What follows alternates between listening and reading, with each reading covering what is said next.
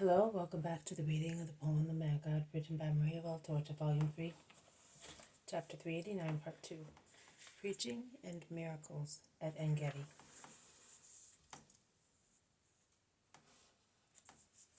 And there is the first woman to come out, surrounded by a group of children, going, I wonder where. The young man says, Come with John and his sons to hear the rabbi, whom they call the Messiah. The houses open little by little in the oncoming evening, showing green backgrounds of gardens or peaceful yards where doves are having their last feed. The youth peeps in at each door and shouts, Come, listen to the rabbi, the Lord. They finally come to a straight road, the only straight one in this town, which was not built as people would have liked, but as palm trees, or the mighty age-old pistachio trees wanted, and which are respected as notables by the citizens, who are indebted to them for not dying of sunstroke. At the end there is a square, where many trunks of palm trees act as columns. It looks like a hypostyle hall of temples.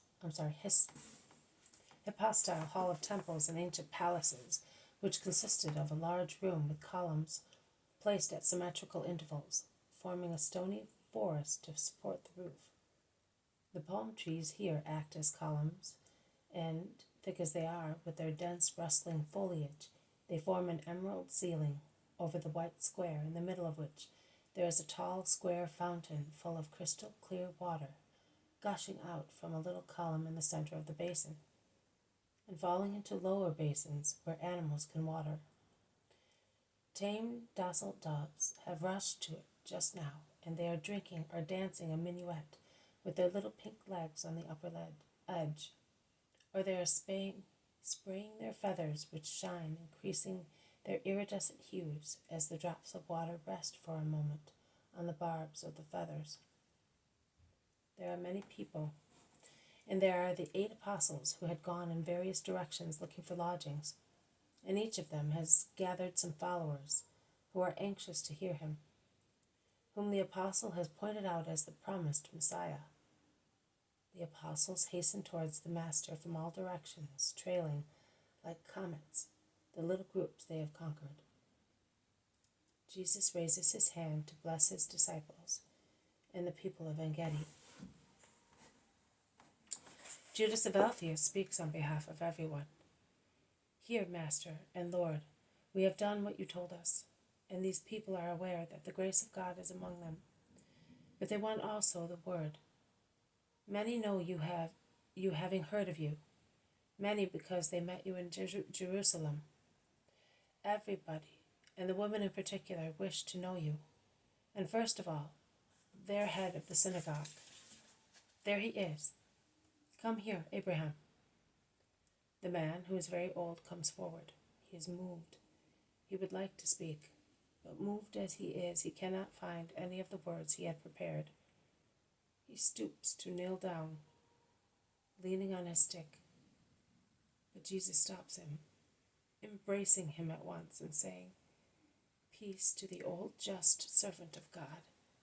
And the man, who is more and more moved, can only reply, Praised be God. My eyes have seen the promised Messiah. What else shall I ask of the Lord? And raising his arms in hieratic attitude, he intones David's 40th psalm. I waited anxiously for the Lord, and he has stooped to me. But he does not recite it all. He repeats only the passages which are more appropriate to the occasion.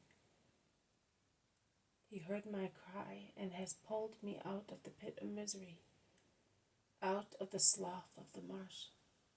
He has put a new song in my mouth. Happy the man who puts his trust in the Lord. How many wonders you have done for us, O Lord my God. You have no equal. I would like to proclaim them again and again, but they are more than I can count. You who wanted no sacrifice or oblation opened my ear. He is moved more and more. It is written that I must do your will. I have always loved your law from the depths of my being. I have always proclaimed your righteousness in the great assembly. I did not close my lips, as you know well, O Lord. I have never kept your righteousness to myself, but I have proclaimed your faithfulness and saving help. For your part, O Lord, do not withhold your kindness from me. More misfortunes beset me than I can count.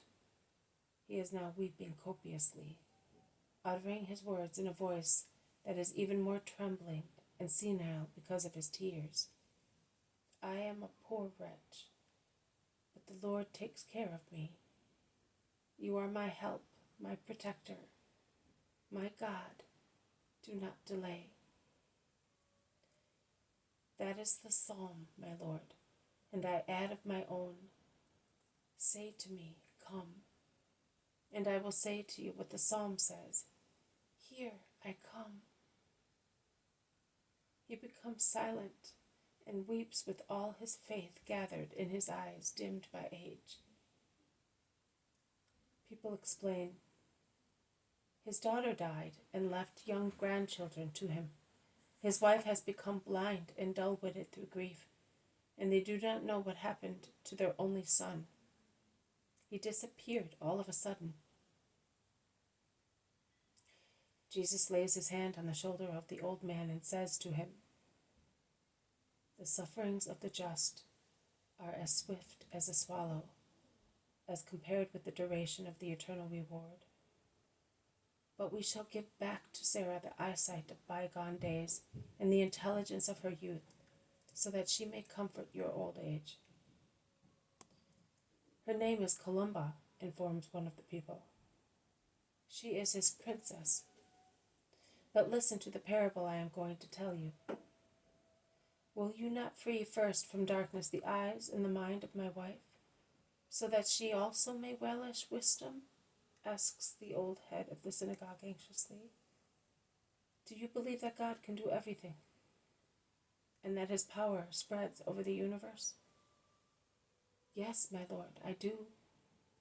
I remember one evening many years ago. I was then happy, but even in joy I was a believer, because that is what man is like. While he is happy, he can also forget about God.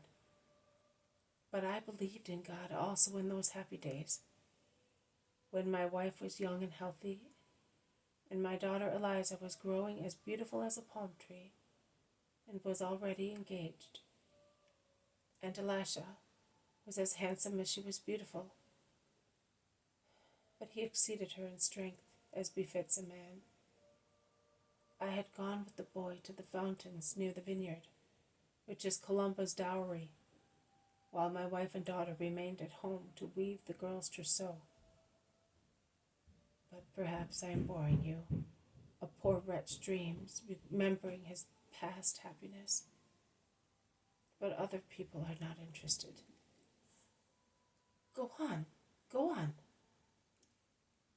I had gone with the boy, the fountains. If you came along the western road, you know where they are. The fountains were at the boundary of the blessed place, and looking beyond the desert, one could see the white stones of the Roman road, which was then still visible among the sands of Judah. Later, that landmark also disappeared.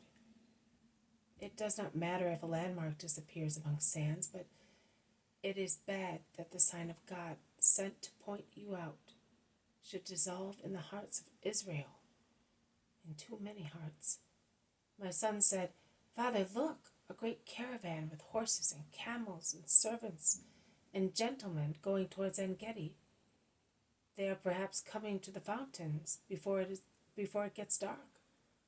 As I was attending to the vine branches, I raised my eyes, so tired, after the abundant vintage, and I saw the men were really coming to the fountains. They dismounted, they saw me, and they asked whether they could camp there for one night. Engedi has hospitable homes, and it is not far, I replied. No, We will be keeping watch to be ready to flee because Herod is pursuing us. Our guards will be able to control every road from here, and it will be easy to escape from those seeking us." "What sin have you committed?" I asked, as I was surprised and willing to show them the caves of our mountains, as is our sacred custom to assist those who are persecuted. And I added, "You are strangers, and you come from different places. I do not see how you can have sinned against Herod." "We have worshipped the Messiah who was born in Bethlehem of Judah, and to whom we were led by the star of the Lord. Herod is looking for him, and that is why he wants to find us, so that we may tell him where the child is. But he is looking for him to kill him. We will perhaps die in the deserts, on a long unknown road, but we will not reveal where is the Holy Child who descended from heaven." The Messiah, the dream of every true Israelite, my dream, and he was in the world, in Bethlehem of Judah, as it was foretold. And pressing my son to my heart, I asked for more information and details, saying, "Listen, Elisha, remember, you will certainly see him." I was already 50 years old, and I no longer hoped to see him. Neither did I hope to live so long as to see him grown into a man. Elisha can no longer worship him. The old man is weeping again, but he collects himself and says, "The 3 wise men spoke kindly and patiently, and they described you in your holy infancy, and your mother and father. I could have spent the night with them, but Elisha was falling asleep in my lap. I said goodbye to the 3 wise men, and I promised that I would not say one word that might be detrimental to them. But I told Columba everything in our bedroom, and that was our only joyful expectation in our subsequent misfortunes. Later, we heard of the slaughter, and for years I did not know whether you were alive. Now I know, but I am the only one, because Eliza died, Elisha is no longer with us, and Columba cannot understand the happy news. But my faith in the power of God, which was already alive, became perfect after that remote evening.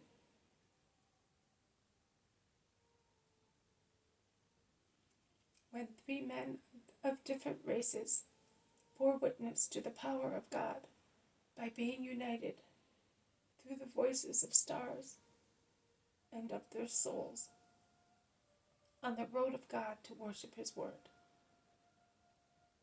And your faith will be rewarded. Now listen. This has been a reading from the poem of the Man God, written by Maria Valtorta, Volume 3, Chapter 389, Part 2, Preaching and Miracles at Engedi. Thank you for listening. I will see you tomorrow. May God bless you, and may peace be with you.